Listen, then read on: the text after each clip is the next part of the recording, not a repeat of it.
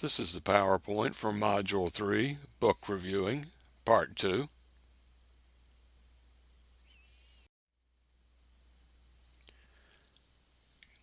Okay, so this chapter gets into some of the issues with actually trying to make a living as a reviewer of books. And it seems like the big problem is that it's difficult for someone to make a living simply as a reviewer. Now, I have known people who have done this at urban newspapers.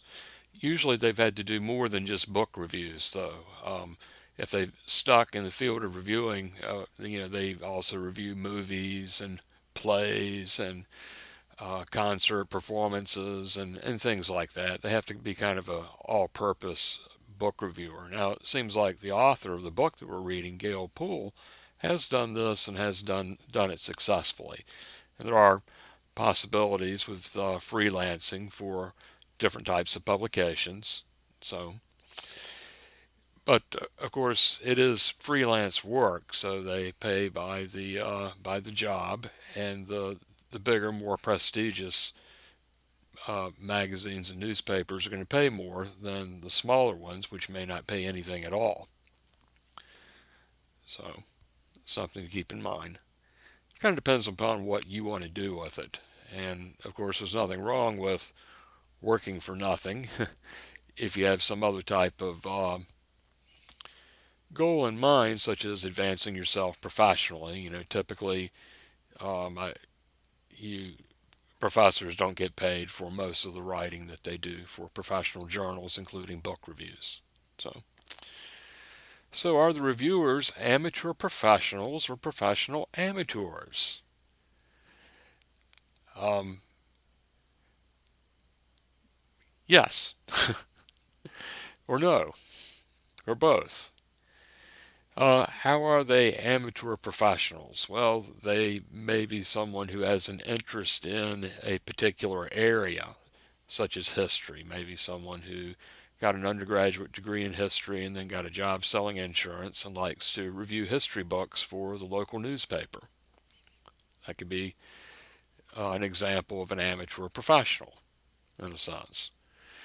What is a professional amateur? Well, that could be someone, I guess, would be more like someone who has a degree in journalism and makes a good deal of money or spends a good deal of their time writing book reviews. And there's all kinds of other permutations on what a book reviewer can actually be. It's a good idea, as I've said, to have a resume. I presented you with my writer's resume. And if I were to send that in for a book review, or if I were to send it into an academic journal that I was interested in, then it would be the whole 9 yards of my regular academic resume, which would include my teaching appointments and all the many different conference presentations that I have done. So, but for you, what it might include that I didn't have on that writer's resume that I showed you recently, it might also have information about your current occupation, or it could have other types of background that you may have, perhaps organizations that you belong to. If you want to review historical works, and maybe you don't have a degree in history, but maybe you belong to some type of historical society. Those types of things can strengthen your case to be a book reviewer. And I would, if anyone is interested, I can direct you to some narrated PowerPoints I have for other classes that show you how to do a resume that can give you some more direction on that.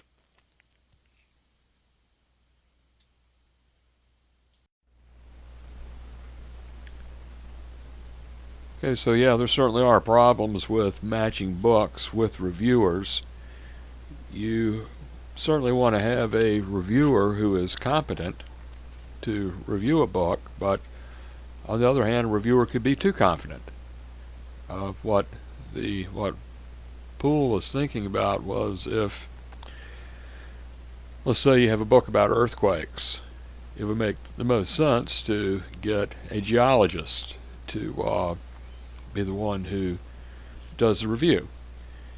And there's some truth to that, because someone who is a geologist might be able to spot any types of flaws in the thinking that might have slipped through. Some publishers are more scrupulous than others in terms of what they publish and how closely the facts are checked, and some authors are more scrupulous and competent than others too as well. And that's part of what we're trying to dig through with the reviewing process. So really, when something is published, it should be the responsibility of the publisher, but things do slip through. But the problem can be is that someone who has the same type of scientific or technical background or whatever may be the most critical, and may even be too critical, in the sense that the book might be valuable for a general audience, but not for a more specialized audience. Or there might be some more serious problems in terms of interpretation for that more specialized audience that the more general audience doesn't need to know. The more general audience just needs to know the basic information that's in the book. So there are also some instances where the reviewer, what would be even worse would be if the reviewer, let's say it's a book on earthquakes, that the reviewer had also written a book on earthquakes and were to use the opportunity of a review to lobby for their own work, for the reviewer's own work, rather than actually reviewing the book that's supposed to be under consideration. On the other hand, you don't want to send the earthquake book to somebody who principally reads novels, or vice versa. So, I think what it boils down to is the book editor having a good working knowledge of who the reviewers actually are, and that again is when they're having a copy of your resume can come in handy.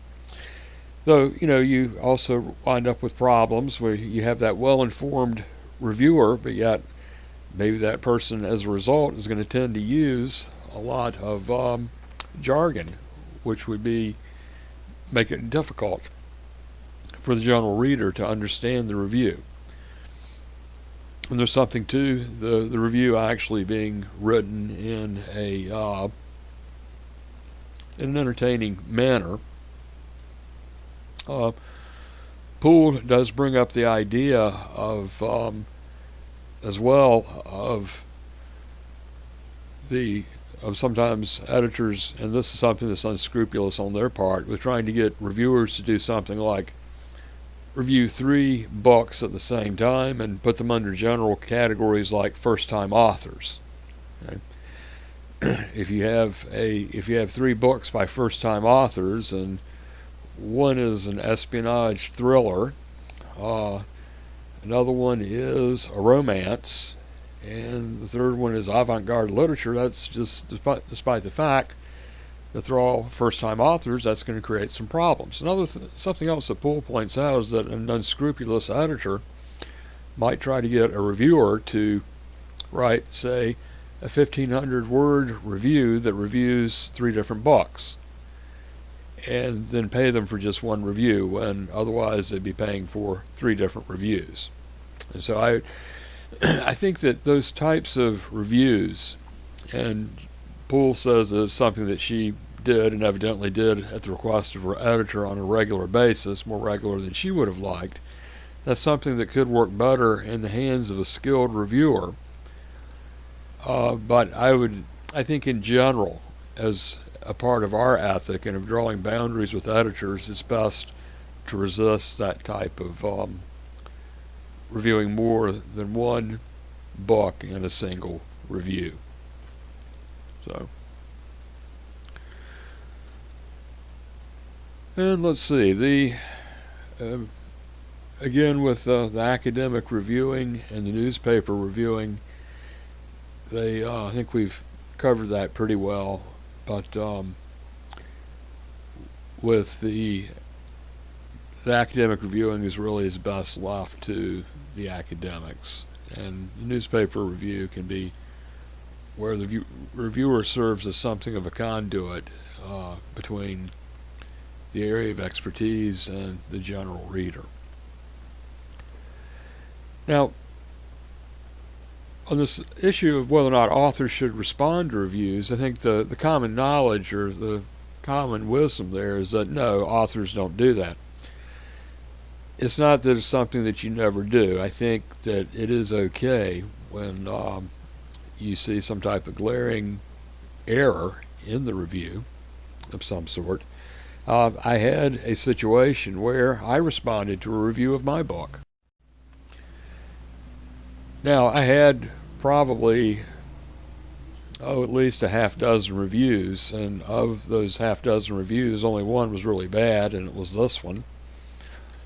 And it was a signed review, so I was able to look up the reviewer and found out that the reviewer was a linguist, and that seemed to be the reviewer's principal objection, that I wasn't reviewing it the way a linguist would review it. My book was on metaphor, and linguists write about metaphors. Well, lots of other people write about metaphors. I'm a rhetorician. I was writing about metaphor as a rhetorician and someone who does work in rhetoric of science, and this is my book, not a review of my book. But this reviewer seemed to think that I should have written about it as a linguist would write about it. And in the process, the reviewer made a statement that just simply it wasn't true. And it did get under my skin, and I did write a response. And what the reviewer has written was that sentences and quotation marks in the middle there, that I did not clearly identify the textbooks. That just simply wasn't true. And it was covered on 6 pages. You could see which part of the book it was in by simply looking at the table of contents, which broke the book down not only by chapters but by headings. There was a heading there called Technical Communication Textbooks and one called Science Writing Texts. And, I could have gone on, but I didn't. But I felt like, to me, it was important to correct this factual error because it just simply wasn't true. And I think I don't know what was going through the reviewer's mind. Perhaps she didn't read the whole book. I don't know, or just making thoughts up to have something to write about. And people I've spoken to said that they thought I was right, and have come up and said something to me about it, like at conferences. Oh, I thought you did. That was great that you wrote that response. And I've responded by saying, well, I probably should have just let it go. And they're like, oh no, you were right. You were right to do that. Those are other writers. Who were saying that. So it is something that's doable. And something else that Poole brings out in some of this book is that reviewers have a responsibility to the writers and to the readers of the review to be honest. Saying I don't like that you didn't like a novel because you didn't think that it was presented a group of people in a very good light, or you didn't think it was realistically explored, is one thing. It's the reviewer's opinion. But to say something to me that's factually inaccurate and misrepresentational like this is something that could be corrected. I could have just let it slide. It probably wouldn't have mattered. In the long run, it did get under my skin, I admit it. But the thing is that, like I said, in the other reviews, on the whole, they were positive. Other reviewers pointed out problems with the book. That, for example, that I don't really go into a lot of detail about how metaphor should be taught. In my book, it points out that there's a lack of consistency in terms of how the topic of metaphor, using metaphors and analogy to explain scientific ideas, in the textbooks about scientific and technical writing are not consistent. You only find them being positively supporting teaching metaphor and about, or it's taught to some extent in only about 60% of the books that I looked at. I looked at all the ones I could find by the major publishers and some by minor publishers as well. And I don't really go into detail about how metaphor should be taught. I do a little, but certainly a good deal more could be done. And I think that's a valid criticism, and it's true. And I accept that. I don't have a problem with anybody writing anything they want to about that. But again, there's a difference between a valid, positive criticism. I'm glad to hear that people would like to learn more about that. That could open up something, an area where I could write some more if I chose to do so.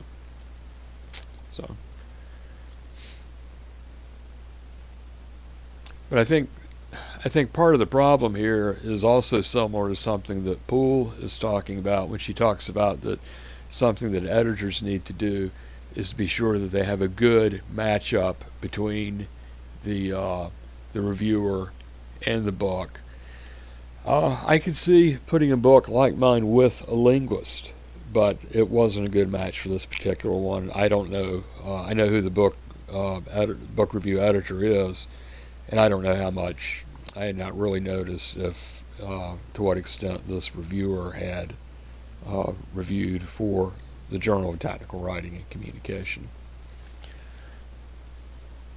But linguists do look at metaphor differently, and I think actually the way that we look at it is more significant because we look more at rhetoricians look at more how metaphors create knowledge, and linguists are more interested in use, how metaphors are used.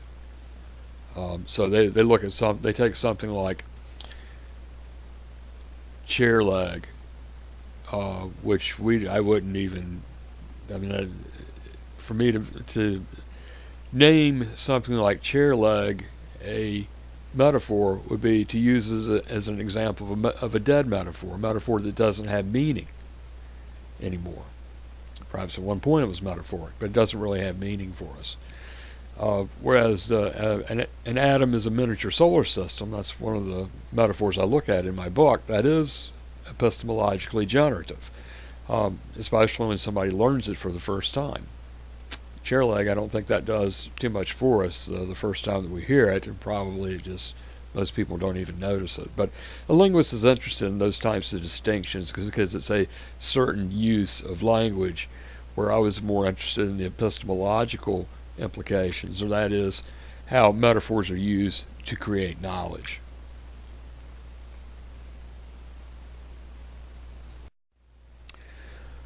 Okay, so if you haven't started doing so already, I think it's time to start reading some reviews. Here are the first three are ones that that Poole mentions as being the top three newspaper publications in the United States. I added the Atlanta Journal-Constitution. She mentions the Journal-Constitution. I see the Journal-Constitution cited on the covers of books and so forth, book jackets. They don't do the same type of thing. The New York Times Book Review is at the top of the food chain.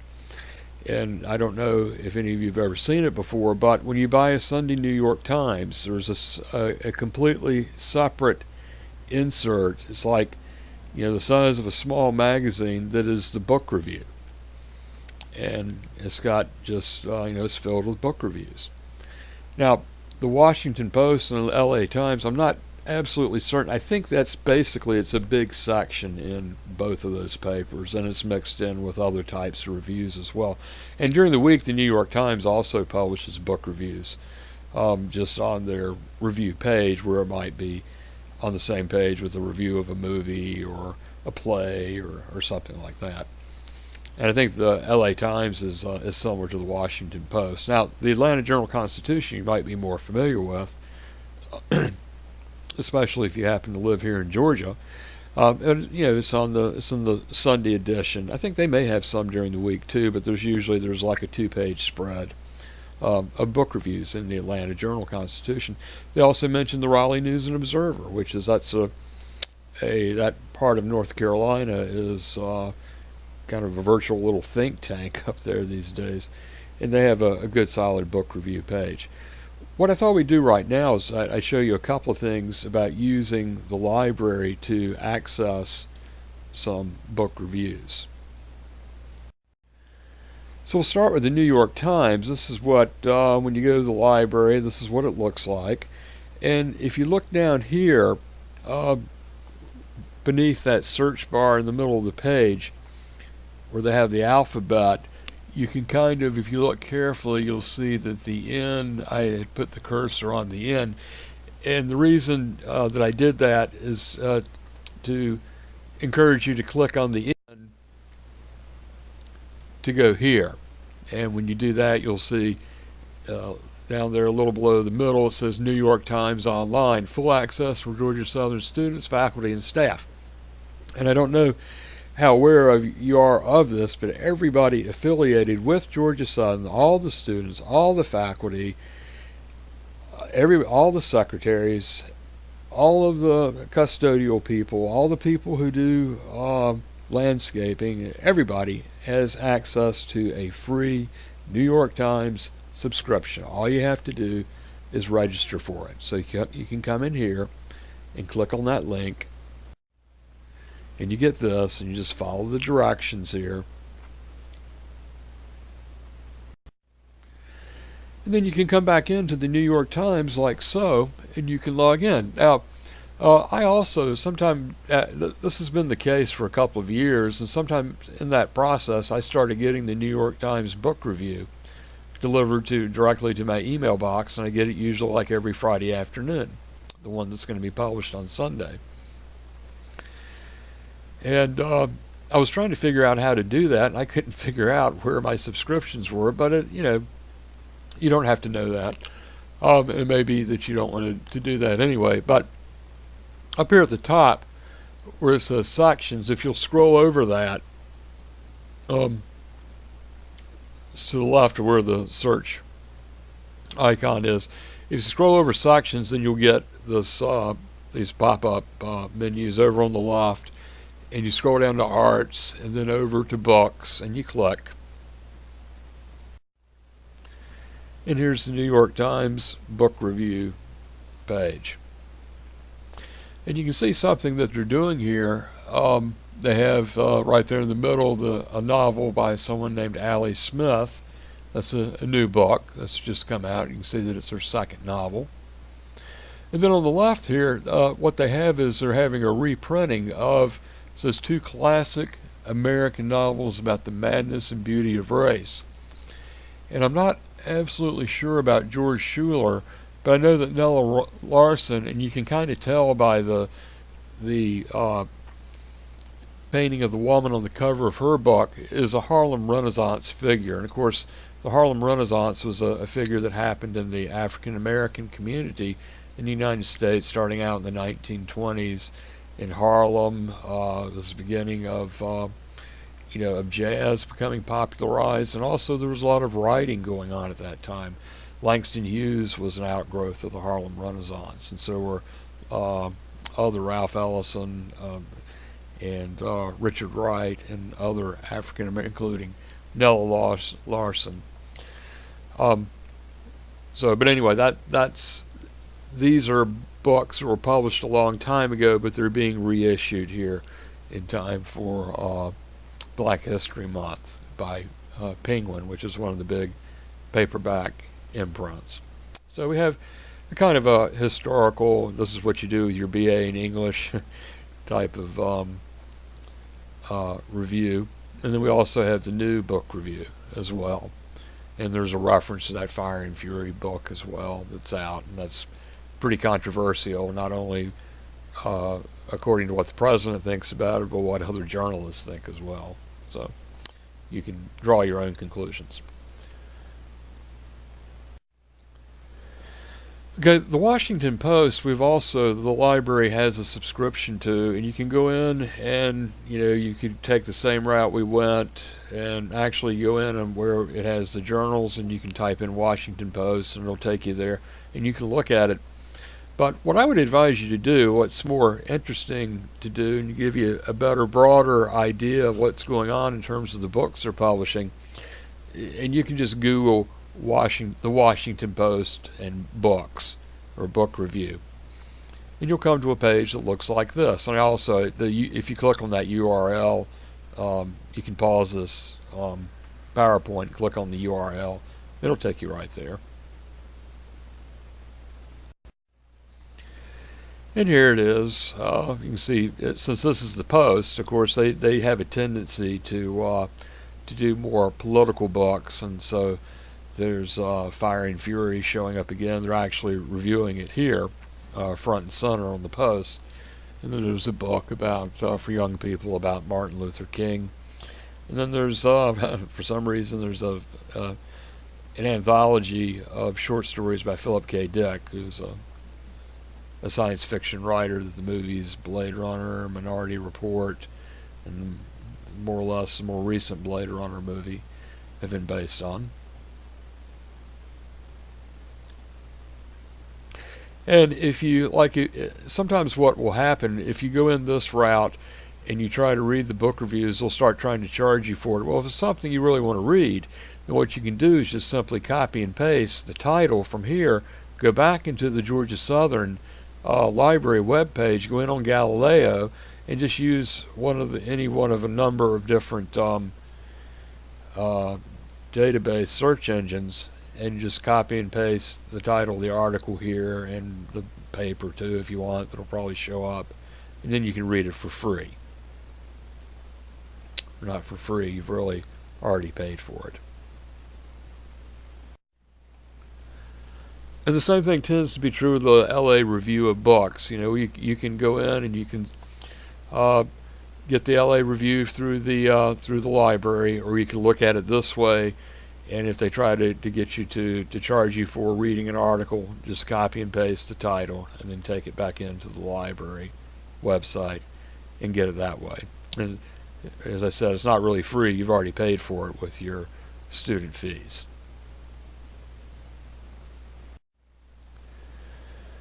And here's some of the books that they have in the LA Times.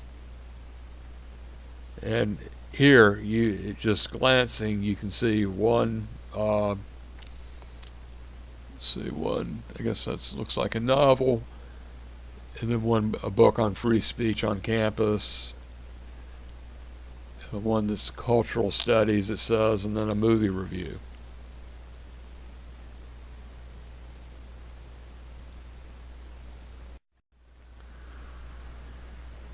You can also check out some of the other book review or specialty type journals. Now, the thing about these is they're more focused on the publishing industry, like, for example, Publishers Weekly. You can just go in, type in Publishers Weekly, and then there on the right where it says Journal Title List, make sure you've got that button clicked. It'll bring you back in. The second one down from the top, number 2, is the one that worked. I'm not sure what the deal is with the one at the top and why it didn't. But when you do that, for the second one, it gives you a choice. And I just went with the first one up there, the EBSCOhost Academic Search Complete, which is part of Galileo, which is a Georgia collection of databases for the state of Georgia. And then you can see for Publishers Weekly, it will give you, it breaks it down by month and year. And then this was from the first issue for this year. And you can see they have the Christmas week sales jumped 7% from 2016. And about Microsoft getting ready to have their own e-book store. So this is publishing news. But there's also books as well, reviews of books. And you can see that you can get the HTML full text, or if you want a PDF, you can go that route. I had seen something about that novel, The Atomic City Girls, and I don't know what it was about. There's been a lot recently about the role of women during the Second World War II at home, about the or the women who were creating codes and things like that, who were part of the war effort. So I clicked on it, and you can see here this is a collection of reviews, but this is what the length tends to be in Publishers Weekly. That's complete right there. It's just, you know, basically a paragraph review. And then there's also the Kirkus reviews and foreword. So let's get busy with reviews so you can start having some models for your own that will be coming up soon. And as always, I'll see you online.